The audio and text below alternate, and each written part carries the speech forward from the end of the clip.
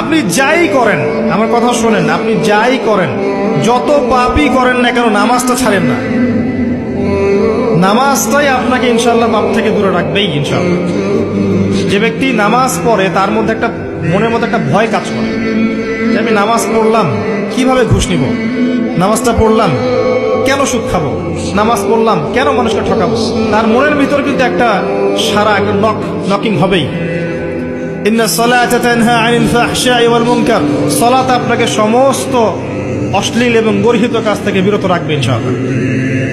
নামাজটা ছাড়েন না, যত পাপ করছেন করেন, আমি বলি নামাজ ছাড়েন না। ইনশাআল্লাহ একদিন নামাজই আপনাকে পাপ থেকে বের করে আনবে ইনশাআল্লাহ।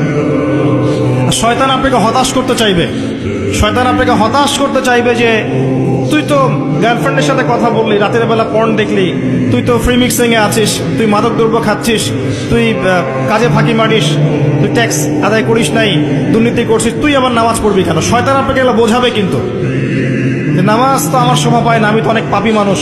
এই ধোকায় পা দিবেন না। আপনি নামাজ কন্টিনিউ করতে থাকেন, ইনশাআল্লাহ আল্লাহ পাক আপনাকে পাপ থেকে বের করে আনবেন ইনশাআল্লাহ।